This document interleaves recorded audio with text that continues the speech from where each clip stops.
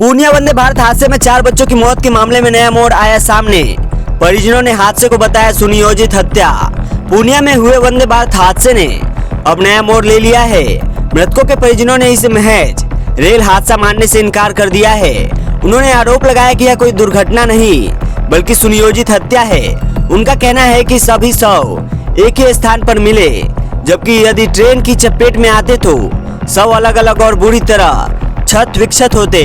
परिजनों ने दावा किया कि शरीर पर चोट और घाव तो है, लेकिन कटने के कोई स्पष्ट निशान नहीं है। परिवारजन अपने आरोप लेकर पूर्णिया सांसद पप्पू यादव के पास पहुंचे। उन्होंने सांसद को बताया कि मृतकों के पहले से ही स्थानीय ठेकेदार द्वारा धमकी मिल रही थी और वही इस वारदात के पीछे हो सकता है। पप्पू यादव ने परिजनों की बात गंभीरता से लेते हुए तुरंत पूर्णिया रेंज के आईजी से फोन पर बात की और पूरे मामले की निष्पक्ष जांच की मांग की। उन्होंने कहा कि आरोप बेहद गंभीर है और पुलिस प्रशासन को तत्काल कार्रवाई करनी चाहिए। शुक्रवार को पूर्णिया के कस्बा गुमटी के पास रेलवे ट्रैक पर 5 नाबालिग बच्चे मिले थे। इनमें 4 की मौत हो चुकी थी और एक बच्चा गंभीर रूप से घायल था। शुरुआती सूचना में बताया गया था कि सभी बच्चे दुर्गा पूजा का मेला देखकर लौट रहे थे और इसी दौरान वंदे भारत ट्रेन की चपेट में आने से उनकी मौत हो गई। पुलिस ने घटना स्थल से शव को कब्जे में लेकर पोस्टमार्टम के लिए भेज दिया था। घटना की खबर मिलते ही सांसद पप्पू यादव पटना से सीधे पूर्णिया की जानकी नगर पहुंचे। उन्होंने मृतकों के परिवारजनों से मुलाकात की और सांत्वना देते हुए प्रत्येक परिवार को 20-20 हजार रुपए की आर्थिक सहायता प्रदान की। मुलाकात के दौरान परिजनों ने हत्या की आशंका दोहराई और ठेकेदार पर आरोप लगाया। मृत नाबालिग बच्चों की पहचान 15 वर्षीय सुंदर कुमार पिता ब्रह्मदेव ऋषिदेव, 15 वर्षीय जिगर कुमार पिता राजेश ऋषिदेव, 14 वर्षीय सिंटू कुमार पिता स्वर्गीय अनमोल ऋषिदेव और 14 वर्षीय रोहित कुमार पिता राधेश्याम ऋषिदेव के रूप में हुई है। सभी बच्चे बनमनखी के चांदपुर भंगा के रहने वाले थे। घायल बच्चे की पहचान 14 वर्षीय कुलदीप कुमार पिता हरिनंदन ऋषिदेव के रूप में हुई है, जिसकी हालत नाजुक बताई जा रही है। बिहार की नवीनतम अपडेट्स के लिए डिजिटल टॉक्स इंडिया से जुड़े हर पल की जानकारी, बिहार की हर खबर सबसे पहले आपके पास, क्योंकि हम रखते हैं आपको हर पल के लिए तैयार। जुड़े रहे हमारे साथ और बने रहे अपडेटेड।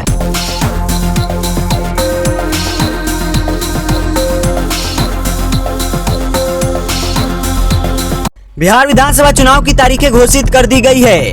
2 चरणों में मतदान होगा, लेकिन सबकी नजर इस बात पर है कि कौन सरकार बनाने जा रहा है। चुनाव की तारीख के ऐलान के साथ ही IANS मैटराइज का पहला सर्वे सामने आया है। सवाल यही था कि बिहार में अगली सरकार किसकी बनेगी और किस पार्टी को कितनी सीट मिलेगी। सर्वे के मुताबिक बिहार में एक बार फिर एनडीए की सरकार बनने का अनुमान है, जबकि विपक्षी गठबंधन को थोड़ा झटका लग सकता है। सर्वे के मुताबिक कुल 243 सीटों में से एनडीए को 150 से 160 सीटें मिलने की संभावना है। इंडिया अलायंस के हिस्से में 70 से 85 सीटें आ सकती है। वोट शेयरिंग प्रतिशत की बात करें तो एनडीए को 49% और इंडिया अलायंस को 36% वोट मिलने का अनुमान है। एनडीए गठबंधन के अंदर आने वाली भाजपा को सबसे ज्यादा 21% वोट मिलने का अनुमान जताया गया है, जबकि गठबंधन के अन्य दल जैसे जेडीयू को 18%, हम को 2%, लोक जनशक्ति पार्टी को 6% के साथ उपेंद्र कुशवाहा की पार्टी आरएलएम को 2% वोट मिलने का अनुमान है।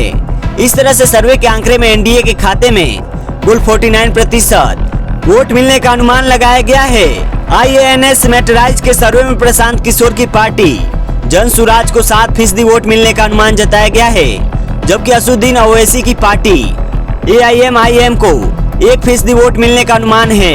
IANS मैटराइज के सर्वे में प्रशांत किशोर की पार्टी जन सुराज को सिर्फ 2 से 5 सीटें मिल सकती है, जबकि बसपा और JMM को 7 से 10 सीटें। असदुद्दीन ओवैसी की पार्टी AIMIM को 1 से 3 सीटें मिलने का अनुमान जताया गया है।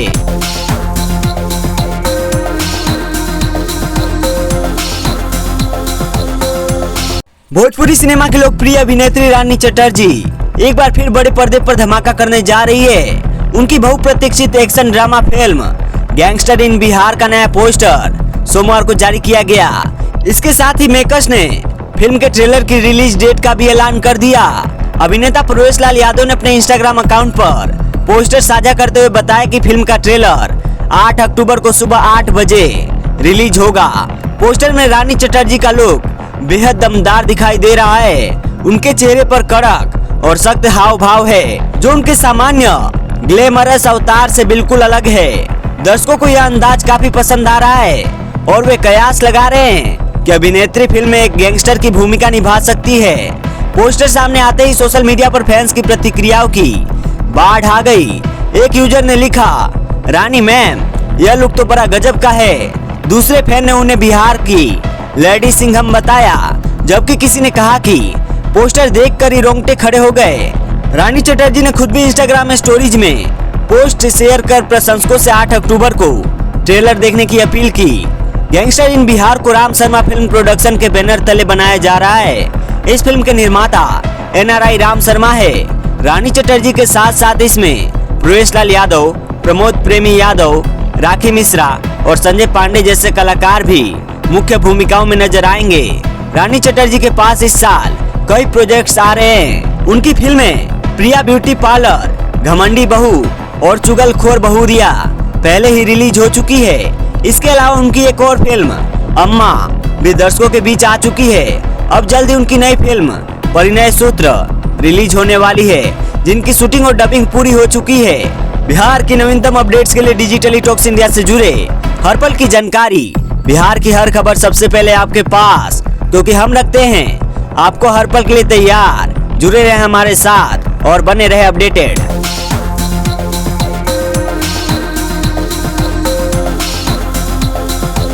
ऑस्ट्रेलिया दौरे के लिए भारतीय क्रिकेट कंट्रोल बोर्ड BCCI ने टीम इंडिया का ऐलान कर दिया है। भारत की वनडे टीम का नया कप्तान शुभमन गिल को बना दिया गया है। चैंपियंस ट्रॉफी 2025 में भारत की जीत के बाद भी रोहित शर्मा से वनडे की कप्तानी छीन ली गई है। ऑस्ट्रेलिया के खिलाफ वनडे सीरीज के लिए हिटमैन कप्तान तो नहीं है, लेकिन रोहित शर्मा और विराट कोहली वनडे टीम में बने हुए हैं। विराट रोहित लेंगे संन्यास। टीम इंडिया के चीफ सेलेक्टर अजीत अगरकर ने टीम इंडिया के ऐलान के बाद प्रेस कॉन्फ्रेंस में 2027 वर्ल्ड कप के बारे में कहा था। अगरकर का कहना है कि रोहित शर्मा की जगह शुभमन गिल को कप्तानी 2027 वर्ल्ड कप को देखते हुए दी गई है। BCCI इस वक्त टीम इंडिया के युवा खिलाड़ियों की तरफ भी देख रही है। भारत के स्टार प्लेयर रोहित शर्मा अब 38 साल के हो चुके हैं। 2027 वर्ल्ड कप तक रोहित शर्मा की उम्र 40 तक पहुंच जाएगी। ऐसे में टीम इंडिया के सामने अगले 2 साल में वनडे मुकाबले भी कम हैं और रोहित केवल ODI फॉर्मेट में ही खेल रहे हैं। तब सुनील गावस्कर के स्पोर्ट्स तक को दिए इंटरव्यू के मुताबिक रोहित को वर्ल्ड कप में खेलने के लिए खुद को पूरी तरह फिट रखना होगा। वही वनडे के अलावा डोमेस्टिक क्रिकेट भी खेलना होगा, जिससे वो वर्ल्ड कप के लिए खुद को टीम में शामिल कर सके। रोहित शर्मा और विराट कोहली ने वनडे से रिटायरमेंट को लेकर अभी कोई बात नहीं की है और न ही ये कहा कि वे 2027 वर्ल्ड कप तक क्रिकेट खेलते रहेंगे। वहीं विराट और रोहित के इस ऑस्ट्रेलिया दौरे पर कयास लगाए जा रहे हैं कि वे आखिरी बार ऑस्ट्रेलिया के मैदान पर नजर आ सकते हैं। क्रिकेट ऑस्ट्रेलिया के CEO टॉड ग्रीनबर्ग ने कहा कि ऐसा हो सकता है कि हम अपने देश में विराट और रोहित को आखिरी बार खेलते देखेंगे। हम चाहते हैं कि इसलिए उन्हें एक ऐसी फेयरवेल दी जाए जो उनके इंटरनेशनल क्रिकेट में कंट्रीब्यूशन को दिखाए।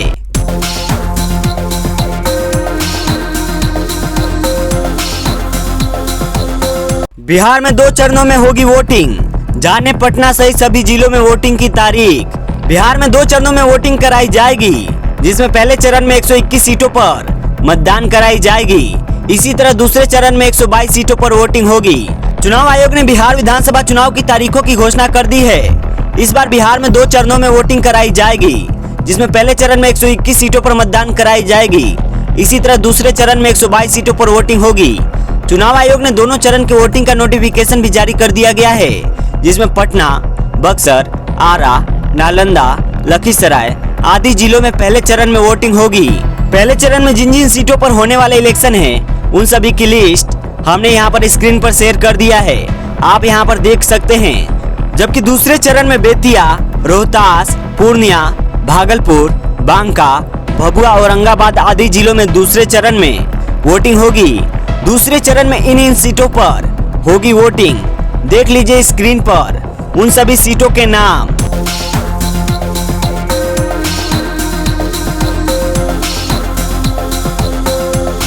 दहेज नहीं ले रहा था दूल्हा, ससुर ने तोड़ दिया रिश्ता। वायरल हुई अजीब कहानी। आज भी समाज में ऐसे कई मामले सामने आते हैं जहां दहेज न मिलने पर शादी टूट जाती है, कहीं बारात लौट जाती है तो कहीं रिश्ते तुड़वा दिए जाते हैं। दहेज के खिलाफ कानून बनने और इसे गैर कानूनी घोषित किए जाने के बावजूद यह कुप्रथा आज भी लोगों की सोच में जिंदा है। लेकिन सोचिए, अगर कोई शादी इसलिए टूट जाए क्योंकि दूल्हे ने दहेज लेने से इनकार कर दिया तो। सोशल मीडिया पर ऐसा ही एक मामला वायरल हो रहा है। लोग इस घटना पर तरह तरह की प्रतिक्रियाएं दे रहे हैं। कोई दूल्हे की ईमानदारी की तारीफ कर रहा है तो कोई ससुर के फैसले पर नाराजगी जता रहा है। दहेज नहीं ले रहा तो इसमें जरूर कुछ कमी है। यह कहानी एक रेडिट यूजर ने साझा की है, जिसने बताया कि यह घटना उसके चचेरे भाई के साथ हुई। यूजर लिखता है कि उसका भाई समझदार और कमाने वाला लड़का है। शादी के लिए उसे एक अच्छा रिश्ता मिला। लड़का और लड़की दोनों एक दूसरे को पसंद करते थे और दोनों परिवार भी राजी थे, लेकिन यह रिश्ता दहेज की वजह से टूट गया। यूजर ने लिखा कि लड़की के पिता कई बार दहेज देने की पेशकश करते रहे। उन्होंने गिफ्ट के तौर पर रेंज रोवर या डुप्लेक्स फ्लैट देने की बात कही, लेकिन मेरे भाई ने हर बार मना कर दिया। आखिर में लड़की के पिता ने रिश्ता तोड़ते हुए कहा कि अगर यह दहेज नहीं ले रहा है तो जरूर इसमें कोई डिफेक्ट है। अगर आईफोन वैल्यू रखता है तो दूल्हा क्यों नहीं। यूजर के मुताबिक लड़की के पिता ने यह कहकर अपनी सोच जाहिर की, एक ऊंचे लेवल का आदमी अपनी कीमत जानता है। जियोमी और वीवो के फोन सस्ते मिल जाते हैं, लेकिन लोग लाखों खर्च कर आईफोन खरीदते हैं क्योंकि उसमें वैल्यू होती है। उनका मतलब था कि अगर दूल्हा दहेज नहीं ले रहा तो शायद वो काबिल नहीं है। कैसे पहचाने रेड फ्लैग। यह पोस्ट वायरल होते ही सोशल मीडिया पर बहस छिड़ गई। किसी ने लिखा कि अगर ऐसा तर्क है तो फिर लड़की में कमी क्यों नहीं मानी जाए जो दहेज का ऑफर दे रही है। दूसरों ने अपने अनुभव भी साझा किए। एक यूजर ने लिखा कि मेरे साथ भी ऐसे रिश्ते आए थे। लड़कियां और उनके माता पिता जल्दी से रिश्ता तय करवाना चाहते थे, जबकि मैं वक्त लेकर जानना चाहता था। बाद में उन्होंने अपनी दौलत और हैसियत का दिखावा शुरू कर दिया। तभी मैं समझ गया कि ये रेड फ्लैग है। एक और यूजर ने बताया कि एक लड़की अमेरिका की स्थायी निवासी थी और उसका परिवार उसी बात को लालच की तरह पेश कर रहा था। उसने लिखा कि मुझे ऐसा लगा जैसे वो मुझे एक इंसान नहीं बल्कि किसी चीज की तरह पाना चाहते थे, इसलिए मैंने वो रिश्ते ठुकरा दिए क्योंकि वो सही नहीं लगे। यह खबर सोशल मीडिया पर वायरल एक पोस्ट के आधार पर लिखी गई है। डिजिटली टॉक्स इंडिया इस पोस्ट में किए गए दावों की स्वतंत्र रूप से पुष्टि नहीं करता है।